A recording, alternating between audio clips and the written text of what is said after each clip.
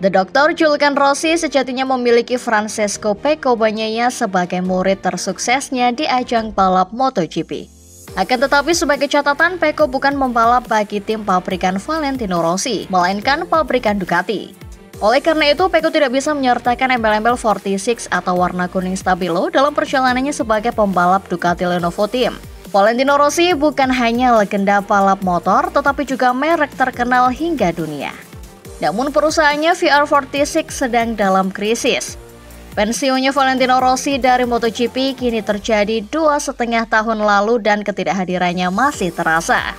The Doctor tentu belum selesai dengan dunia motorsport, mengingat ia kini berkompetisi pada ajang balap mobil bersama BMW M4 GT3 tim WRT yang juga melakukan debutnya pada balap ketahanan 24 jam Le Mans. Selanjutnya, ia mengelola tim Pertamina Enduro VR46 yang berlaga pada MotoGP dengan Marco Bezzecchi dan Fabio Di Giannantonio sebagai pembalapnya.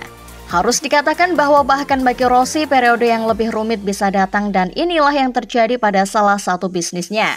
Menurut apa yang diberitakan oleh situs Affari Italiani, krisis pakaian balap VR46 Valentino Rossi tidak akan ada habisnya. Pendapatan tahunan perusahaan Rossi anjlok. Salah satu penyebab rendahnya pendapatan juga karena kurangnya event baru. Karena musisi Italia Jovanotti tidak menyelenggarakan event yang baru setelah Jova Beach Party 2022. Tetapi penjualan souvenir juga dipengaruhi oleh beberapa pesanan yang tidak dilanjut dari pedok Yamaha atau Suzuki. Salah satu aspek yang mungkin tidak membantu adalah kenyataan bahwa sejak pensiun dari MotoGP, fans fanatik terhadap The Doctor mulai menurun.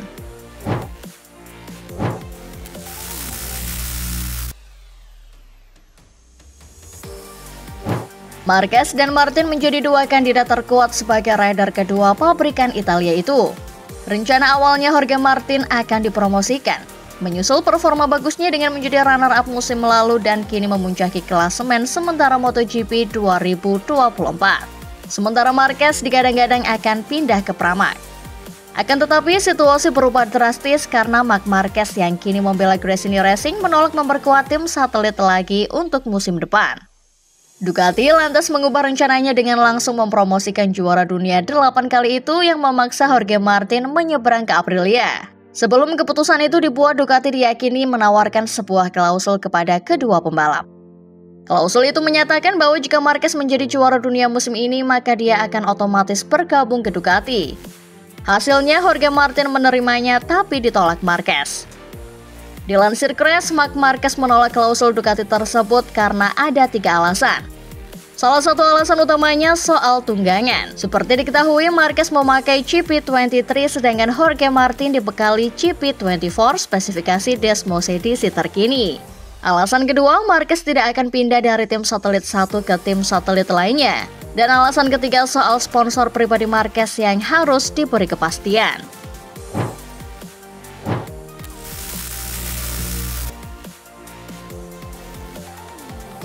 Meskipun Mir maupun pembalap pabrikan Honda lainnya belum mampu membuat RC213V kompetitif dalam beberapa tahun terakhir, Honda mengapresiasi kemajuan Mir dan apapun yang diindikasinya dalam pengembangan motor, sehingga ia menjadi pilihan pertama untuk melengkapi line-up tahun depan, di mana Mir masih akan bersama Luca Marini yang terikat kontrak hingga akhir tahun 2025.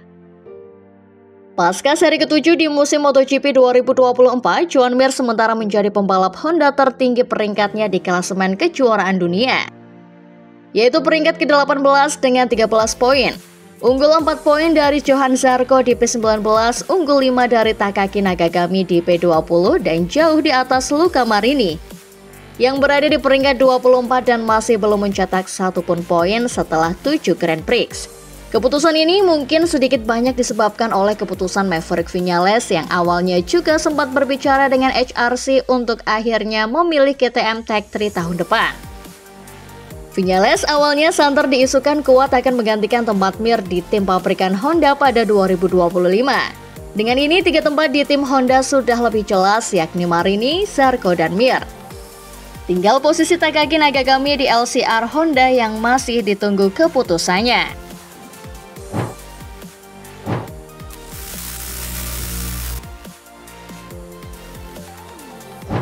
Setelah keputusan Martin yang lebih memilih pergi ke Aprilia karena tidak diprioritaskan Ducati yang lebih pilih Marquez, situasi dua pabrikan Italia itu semakin tak tertebak.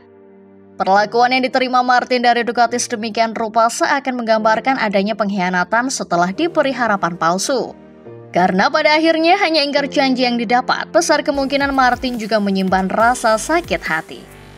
Terlepas bagaimana profesionalisme para pembalap MotoGP, pindah dari satu tim besar ke tim kompetitor lain jelas bisa mendatangkan ancaman tersendiri. Melihat situasi yang sedang terjadi antara Martin dan Ducati, bukan tak mungkin pertukaran informasi penting dari si merah Borgo Panikel ke pabrikan Noale bisa terjadi. Meski demikian, Gigi Dall'Igna selaku General Manager Ducati tidak menganggap hal itu sebagai bahaya. Memang ketidakkhawatiran Dall'Igna cukup beralasan. Ada sejumlah faktor yang bisa membuat kemungkinan adanya rahasia yang bocor sangat kecil terjadi. Faktor pertama adalah karena pembalap MotoGP bukan insinyur dan tidak memiliki kualifikasi akademis apapun di bidang otomotif dan yang berkaitan dengan hal itu. Meski begitu, spekulasi Martin bisa membocorkan rahasia milik Ducati tentu tidak bisa diabaikan. Hal-hal teknis terperinci, spesifikasi material, metode kerja, dan struktur komunikasi tim jelas sangat dipahami pembalap di garasi mereka.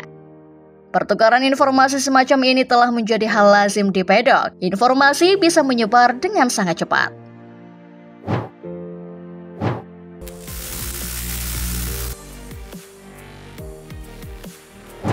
Sebagai pabrikan pertama yang telah mengumumkan line up untuk musim depan, KTM telah mengandalkan 4 pembalap yang sangat solid. Dengan pengalaman 5 tahun di MotoGP, Brad Binder menang 2 kali, menambah 9 podium lainnya bersama tim asal Austria ini. Enea Bastianini dari Ducati mengoleksi 5 kemenangan atas namanya. Sementara Maverick Viñales mengumpulkan 10 kemenangan dengan 3 pabrikan berbeda. Pada tahap ini, Pedro Acosta adalah satu-satunya dari kuartet yang belum pernah menang di kelas utama. Tetapi tidak ada yang meragukan bahwa juara Moto3 dan Moto2 itu akan meraih langkah tersebut sebelum pindah ke tim pabrikan musim depan. Keempat pembalap saat ini berada di urutan keempat hingga ketujuh dalam kejuaraan, memberikan gambaran kualitas yang cukup setara. Oleh karena itu, Pit Barrier menolak untuk memberikan jabatan kapten tim kepada salah satu dari mereka. Pemimpin akan diputuskan dari performa lintasan.